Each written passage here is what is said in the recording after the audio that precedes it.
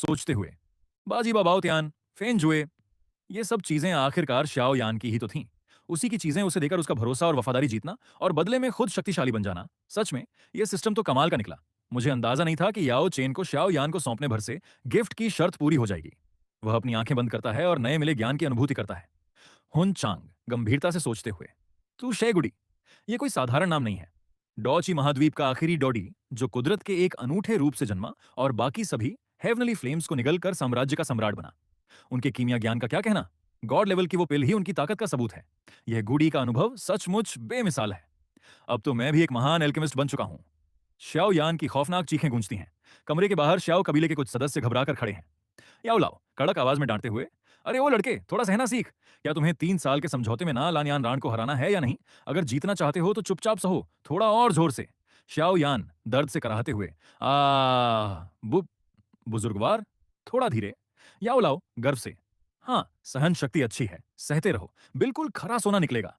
पहला सदस्य रोंगटे खड़े होते हुए, अरे यार, कोई बैक माउंटेन पर जाकर देखा क्या? वहां चल क्या रहा है? दूसरा सदस्य डरते हुए, पागल है क्या? वहां जाना सख्त मना है। अगर पकड़े गए तो कबीले से बाहर फेंक दिए जाएंगे। तीसरा सदस्य झिकते हुए, लेकिन ये कैसी खौफनाक और दर्दीली आवाजें आ रही हैं? सुनकर ही रोंगटे खड़े हो रहे हैं। कितना दर्दनाक है। पहला सदस्य, मुझे तो यह आवाज जानी पहचानी लग रही है, जैसे श्याओ यान भाई की हो। याओ लाओ मुस्कुराते हुए, लो, इसमें थोड़ा और सोल नॉरिशिंग लिक्विड मिला देता हूं। इसे पूरा सोखने के बाद थोड़ा और चाबुक से सिकाई होगी। हुन चांग छुटकी लेते हुए, वाह, मानना पड़ेगा, हमारे याओ झुन, याओ लाओ का ट्रेनिंग देने का तरीका सचमुच बेहद अनोखा और असरदार है। तभी हुन चांग का एक गुप्त संदेशवाहक स्लैश सेवक अचानक प्रकट होता है और घुटनों के बल बैठ जाता है। कबीले का सेवक, मालिक हुन चांग, कबीले से बुलावा आया है। इस साल आप 18 साल के हो चुके हैं और कबीले के सालाना टेस्ट में आपकी मौजूदगी अनिवार्य है। कृपया तुरंत वापस लौटें। हुन चांग ठंडी सांस भरते हुए, हाँ ठीक है, मैं आता हूं। सेवक ओझल हो जाता है। शाओ यान अपनी ट्रेनिंग रोककर उदास मन से हुन चांग के पास आता है। शाओ यान चिंता से, बड़े भैया, क्या आप मुझे छोड़कर जा रहे हैं? हुन चांग मुस्कुराते हुए, क्या करूं छोटे भाई, मैं एक बड़े और जटिल कबीले में पैदा हुआ हूं, वहां भी ढेरों परेशानियां और नियम हैं। कबीले का हुक्म आया है तो जाना ही पड़ेगा। अब वापस आने में कितना वक्त लगेगा यह मैं भी नहीं जानता, लेकिन वादा करता हूं जैसे ही मौका मिलेगा तुमसे मिलने जरूर आऊंगा। श्याओ यान उदास होकर, आप भी समय तय नहीं बता पा रहे भैया। इस मतलबी दुनिया में मैं गिने चुने लोगों पर ही भरोसा करता हूं और आप उनमें सबसे ऊपर हैं। हुन चांग श्याओ यान के कंधे पर हाथ रखते हुए कड़क और गंभीर आवाज में, भविष्य के यानडी, तुम मेरे छोटे भाई हो। मेरे जाने के बाद जी जान लगाकर अपनी ताकत बढ़ाओ। मैं चाहता हूं कि जब भविष्य में मेरा सामना किसी महाशत्रु से हो तो मेरा छोटा भाई मेरे साथ कंधे से कंधा मिलाकर जंग के मैदान में खड़ा रहे। शाओयान आंखों में चमक और दृढ़ संकल्प के साथ, मैं आपको कभी निराश नहीं करूंगा बड़े भैया, मैं दिन रात एक कर दूंगा। कुछ समय बाद कबीले के अखाड़े में भीड़ जुटी है। कबीले का परीक्षक जोर से घोषणा करता है, परीक्षक अगला श्याओयान। श्याओयान आत्मविश्वास से आगे बढ़ता है और टेस्टिंग स्टोन पर अपना हाथ रखता है। पत्थर में से एक तेज और दिव्य रोशनी चमकती है। कबीले का परीक्षक पत्थर की रीडिंग देखकर स्तब्ध है। पूरे अखाड़े में सन्नाटा छा जाता है और फिर फुसफुसाहट शुरू हो जाती है। कबीले का सदस्य एक, क्या, डॉची 8वां स्टेज, क्या मैंने गलत सुना? यंग मास्टर शाओ यान वापस आ गए। गुशोनेर मुस्कुराते हुए गर्व से, शाओ यान भैया सचमुच कमाल के हैं। अगर पिछले 1 साल में इतनी जी तोड़ मेहनत न की होती तो यह मुमकिन नहीं था। अखाड़े से दूर शाओ यान मन ही मन अपनी अंगूठी में मौजूद याओ लाओ से बात करता है। शाओ यान मन में छुटकी लेते हुए, बूढ़े खूसट, अपनी जुबान के पक्के रहना, समझे? तुमने कहा था कि 8वें स्टेज पर पहुंचने के बाद मुझे पूरे 3 दिन का आराम दोगे, मुकरने की सोचना भी मत। याओ लाओ अंगूठी के अंदर से फुसफुसाते हुए चालाकी से, हाँ हाँ ठीक है, सब डायरी में नोट कर लो। ये 3 दिन का आराम बाद में एक साथ ब्याज समेत हिसाब करके वसूलूंगा। अचानक शाओ यान का ध्यान कबीले के हॉल की तरफ जाता है, जहां उसके पिता शाओ जान परेशान टहल रहे हैं। शाओ यान अंदर दाखिल होता है।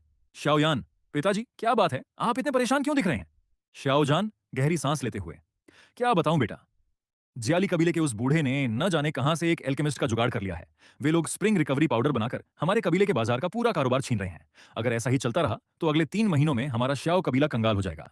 श्याओ यान हंसते हुए, पिताजी आप बेवजह चिंता कर रहे हैं, जल्द ही हमारे श्याओ कबीले के पास भी अपना एक एल्केमिस्ट होगा।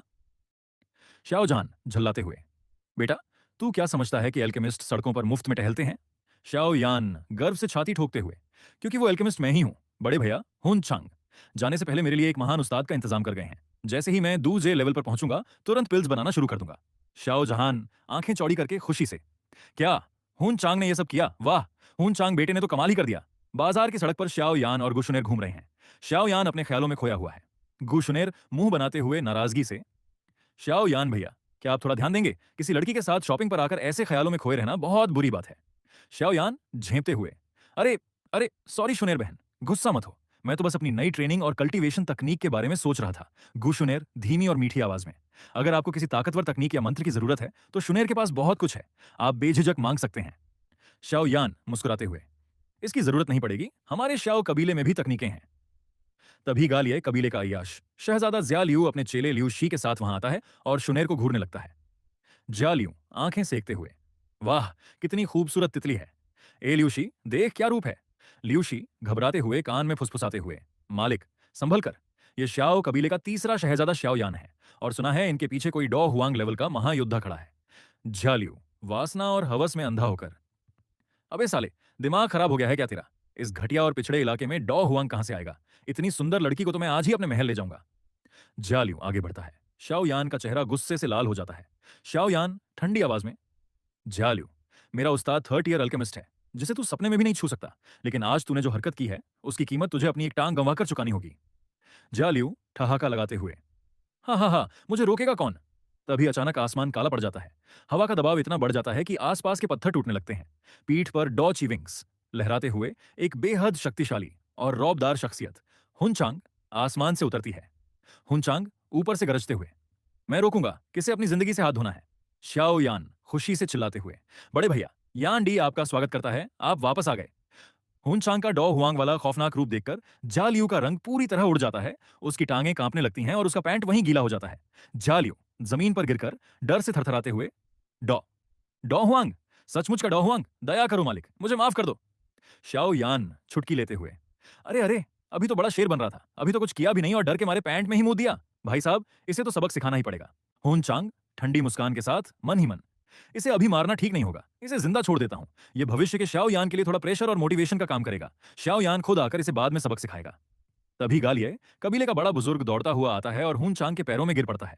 गालिये कबीले का बुजुर्ग रोते हुए, मालिक हुनचांग, ये नादान बच्चे हैं, इनसे गलती हो गई, कृपया इन्हें माफ कर दीजिए, हमारे कबीले पर दया कीजिए। हुनचांग हाथ से हवा झटकते हुए, ठीक है उठो, मेरा दिमाग वैसे भी इन छोटे मोटे बच्चों पर गुस्सा करने का नहीं है, आज छोड़ रहा हूं, दोबारा ऐसी हरकत मत देखना। गालिये कबीले का बुजुर्ग सिर पटकते हुए, बहुत बहुत शुक्रिया मालिक, आपका यह एहसान हम कभी नहीं भूलेंगे। आसपास जमा कबीले के लोग और प्रतिद्वंद्वी कबीले के शहजादे आपस में कानाफूसी करने लगते हैं।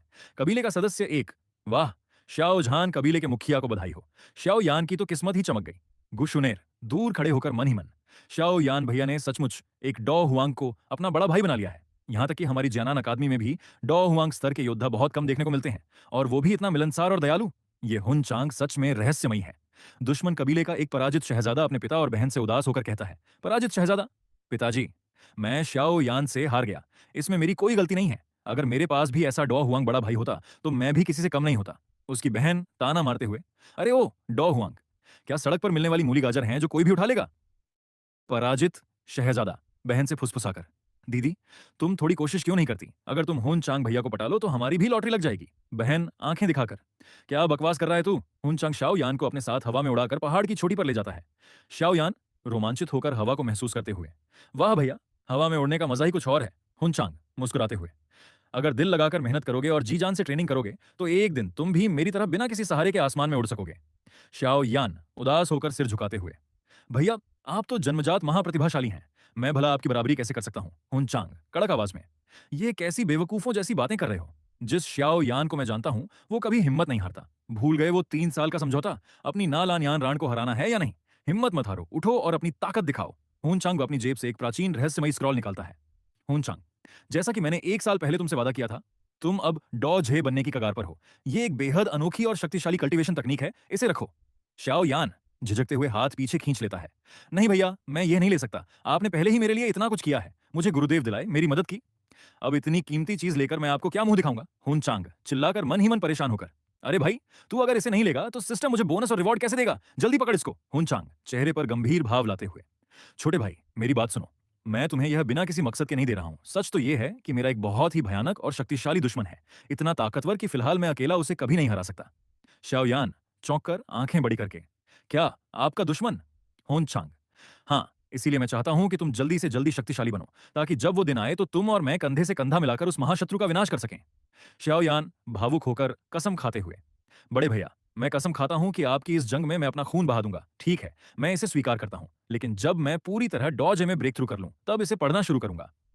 शाओयान मेडिटेशन में बैठ जाता है। उसके शरीर से एक भयानक और सुनहरी ऊर्जा निकलने लगती है। याओ लाओ अंगूठी से बाहर निकलकर देखने लगते हैं। याओ लाओ आश्चर्य से देखते हुए, अद्भुत, सिर्फ एक साल के अंदर तीसरे स्टेज डॉची से, सिर्फ एक साल के अंदर तीसरे स्टेज डॉची से, ये कैसी अजीबोगरीब तकनीक है। अभी तो यह सिर्फ हुआंग ग्रेड की दिख रही है, लेकिन हेवनली फ्लेम्स को निकलकर यह तियान हाई यानी गॉड लेवल तक अपग्रेड हो सकती है।